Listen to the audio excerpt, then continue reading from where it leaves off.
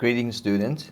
Again, I'm Dr. Sadri, and I'm your instructor for this course, INR 2002. And what I'm going to do today is I'm going to focus on Chapter 3.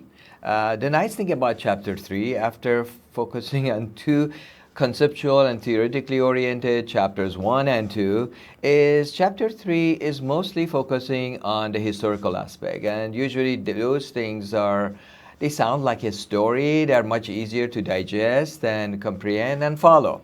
So with this particular chapter, what we are going to do is we're going to look at the notion of comparative, world politics and international relation from the 19th century all the way to what? To the beginning of the, basically World War II. So the chapter, in terms of the summary material of it, you should know that, for example, something about nationalism and imperialism in a historical, perspective. You should know something about, the world politics and World War I. You should learn and know something about the League of Nations and the notion of collective security.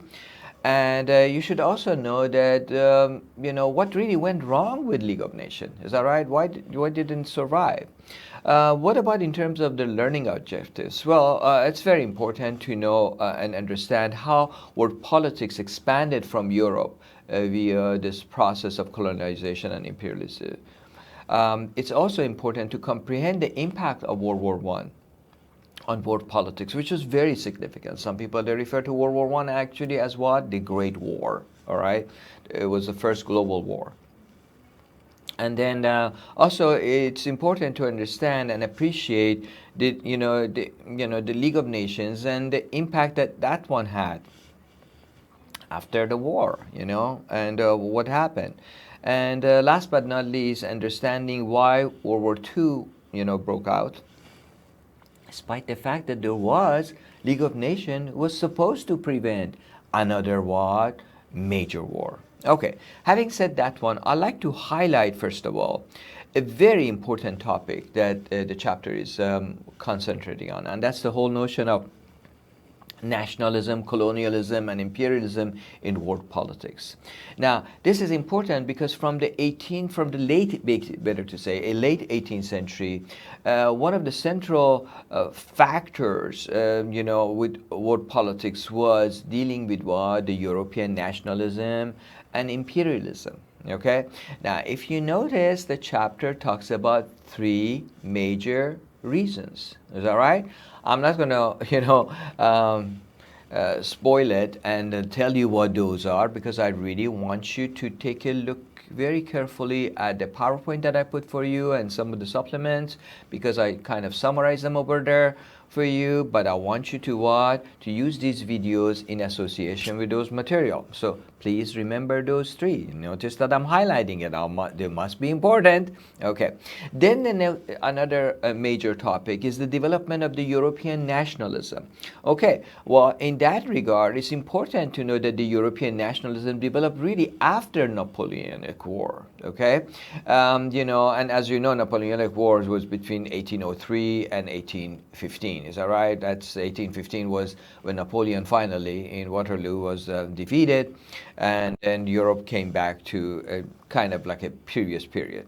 So these conflicts were important in terms of the development of, a European sense of colonialism that it was developed from pretty much like the 19th century.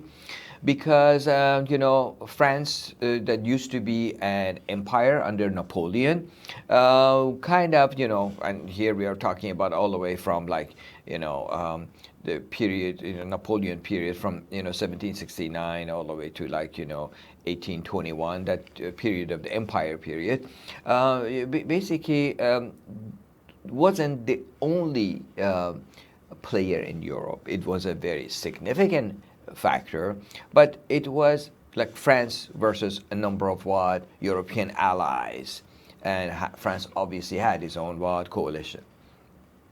So you might say, well, wait a minute, then what was the reasons for Napoleonic War? Well, Napoleonic Wars, for lack of better, say, it was focused somehow and rooted in the French Revolution that brought freedom to French people in some ways, but at the same time brought some chaos and then eventually led to a populist leader like Napoleon. And we can see that type of trend in some other countries as well. We can talk about this one even more. So initially, French, they did very well with expansion here and there. But then by the time they got to try to defeat Russia, which arrived the furthest away from a central part of Europe, they seemed like they have overstretched their empires, all right? And when we talk about that whole notion of overstretch, it reminds me of the work of Paul Kennedy, a political historian, that talked about that notion of overstretch. And he wrote actually a book called, Rise and Fall of the Empires, which is very interesting. So when Napoleon gets defeated, again the Bourbon monarchy reemerges in France, and then the rest is kind of what as the history has already showed us. Well, South American independence was in some way kind of actually encouraged by the isolation of the Spanish and Portuguese around this time too. We are talking about their empire. So following that, what you call it, what they call the Peninsular Wars from 1807 to 1814, you see that those type of peninsula, basically they're referring to what? The Iberian Peninsula, where Portugal and Spain are located, all right? And you can see the same type of struggle in some of those colonies. Now, in that regard, it's important to also mention that there were other empires that they collapsed too, like in the 20th century, after World War One, which, as you know, World War One was from 1914 to 1918. The Turkish, Ottoman Empire also collapsed. And guess what? When that one collapsed, it actually led into the independence of a number of states in what they call MENA. MENA, MENA, stands for Middle East and North Africa. Okay, what are some of the examples? Examples are in 1919, North Yemen got its independence. In 1922, Egypt got it. In Iraq and Oman, they both received their independence in 1932. And then you can see also bits and parts that they were not completely independent. They went under the League of Nations mandate system. The next major topic is about imperialism and nationalism, and in that regard, they talked about the collapse of the three empires of the, which empires? The Spanish, the Portuguese, and what? The Ottoman, leading into the what?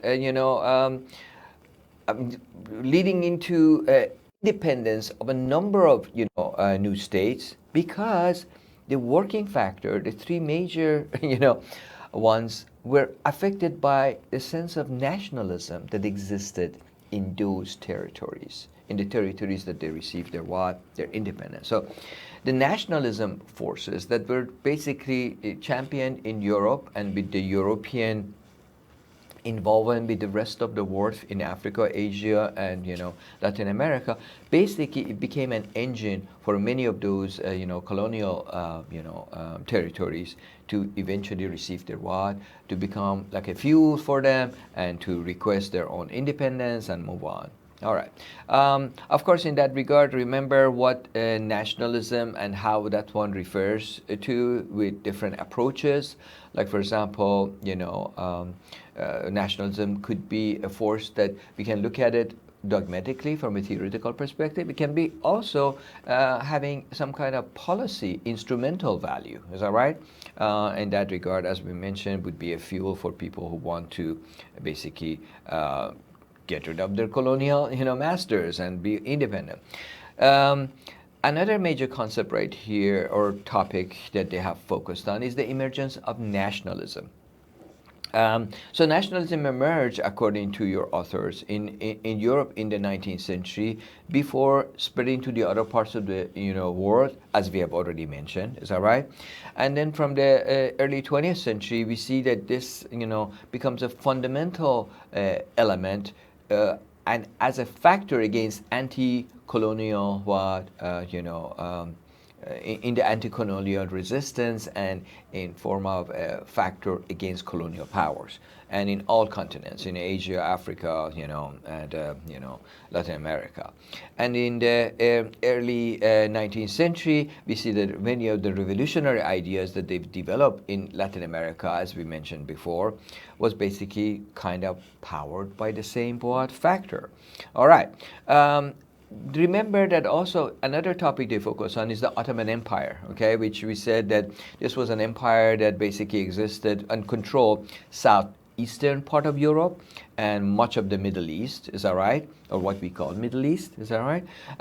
So after they fell apart, a lot of the territories, they became independent, and some of them, as we mentioned, they became, part of the mandate under the British or the French. Like the French, they took over basically Lebanon and Syria, and the British, they took over like Iraq and other areas. You see, good part of the Arabian Peninsula and others.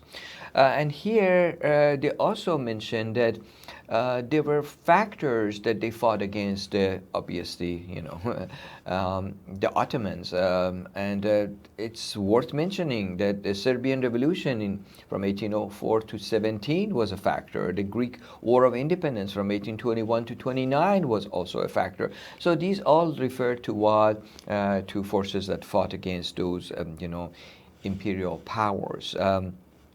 Montenegro has also a history in that regard. Bulgaria has a history in that regard. Then after that, your chapter goes and focuses on different, regions. Like it focuses on sub-Saharan, Africa.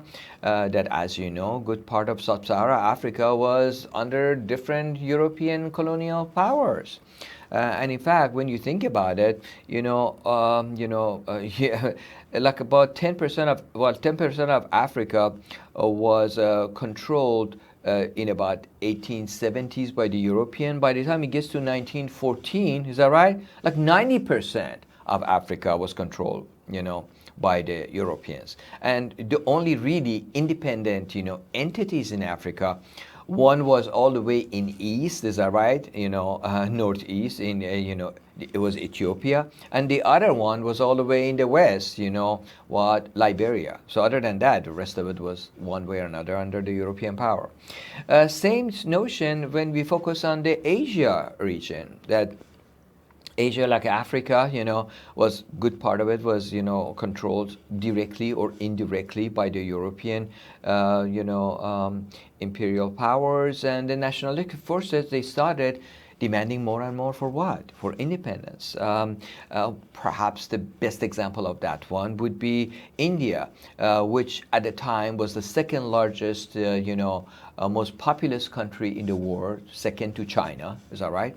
That rebelled against Great Britain. And Great Britain didn't want to let it go. Of course, there are stories of the leaders of the independence, and the Gandhi gets tremendous amount of credit, which he deserves. Is that right?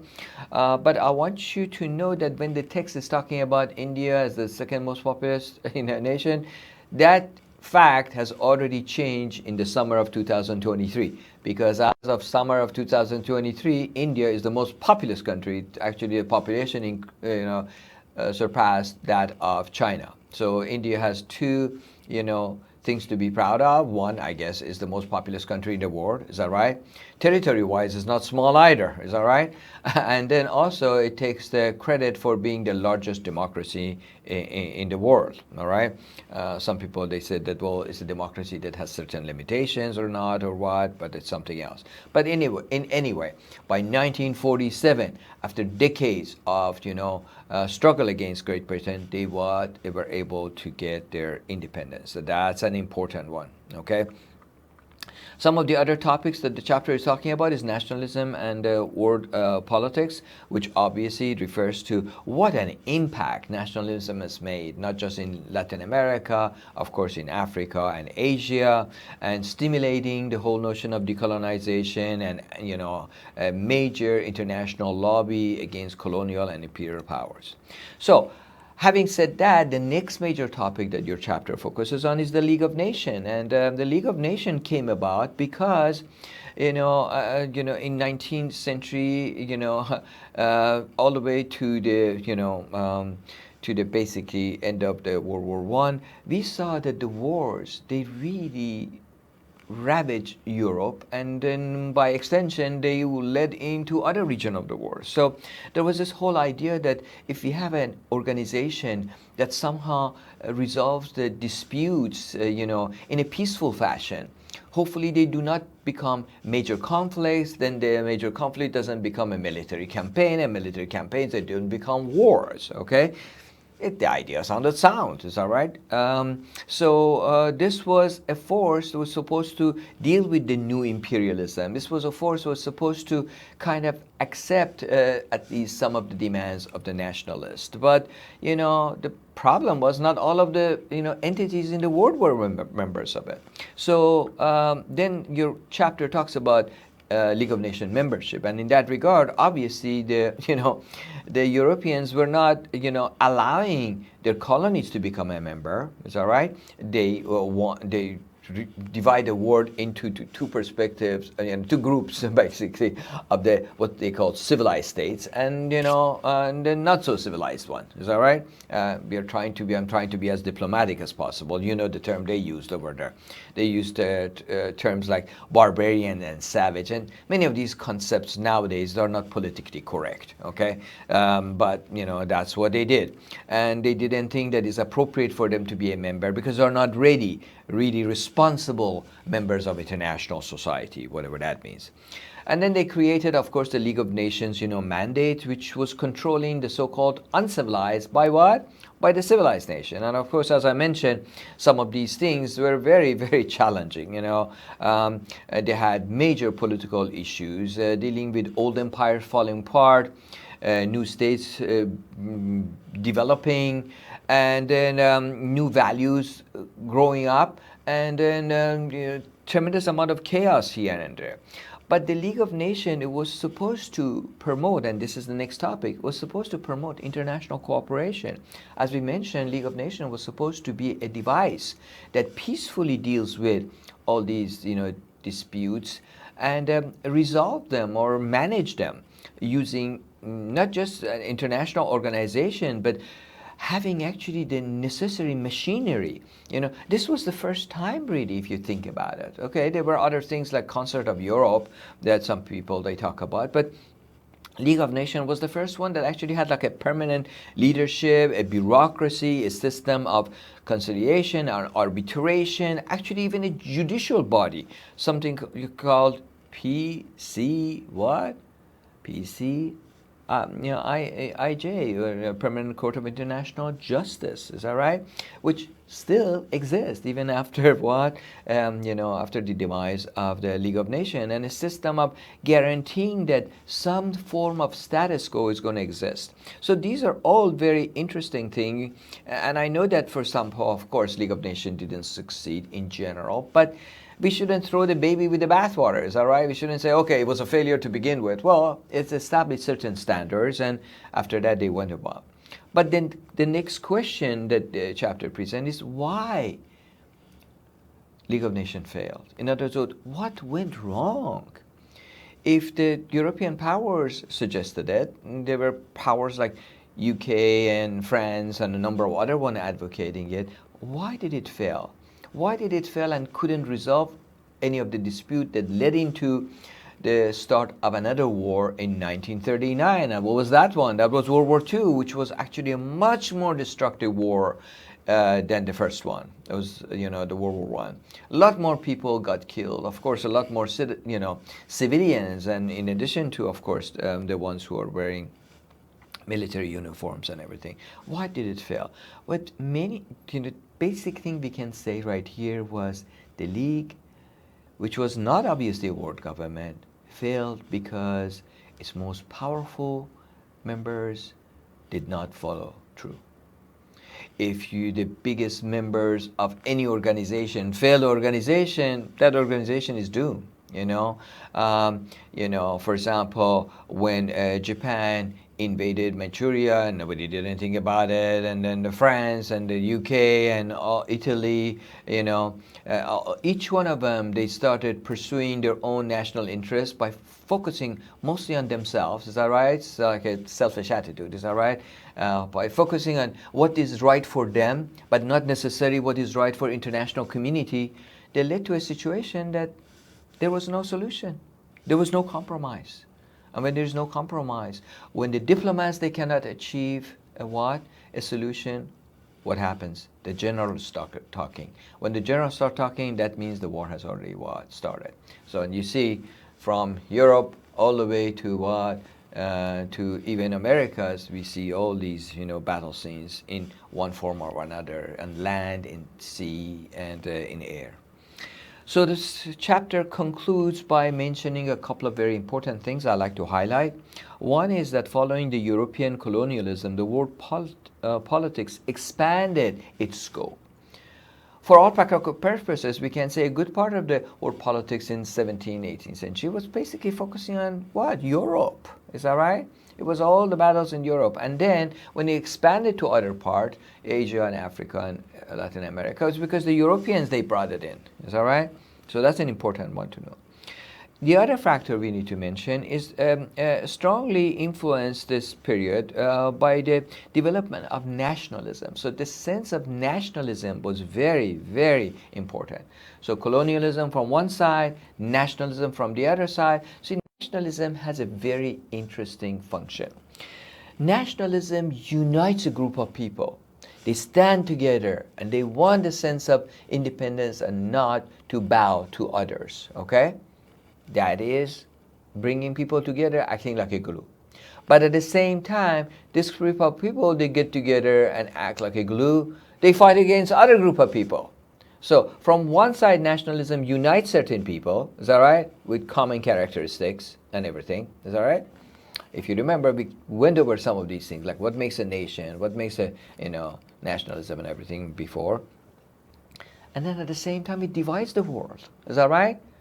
Divides the world into all these groups that then, sometimes feeling that their own sense of nationalism is superior to others, like what Nazi Germany did. They were nationalistic, factor that came up with a very populist leader. Be careful about populist leaders, is that right? They usually say what the population like to hear. That's how Hitler came to power, is that right? We talk more about this one later on. Came to power, rise to even, a European state which was highly industrialized and rich, Germany, is that right? Goes all the way up using the democratic forces because Germany was a democracy, And then as soon as they get to the top, what do? They change the system from a democratic system to what? In a case of Nazi Germany, to a fascist system. So these were factors way beyond the control of the League. So before we just say that League was a failure, we need to understand what the reasons for that was, because those reasons could come back again and affect what?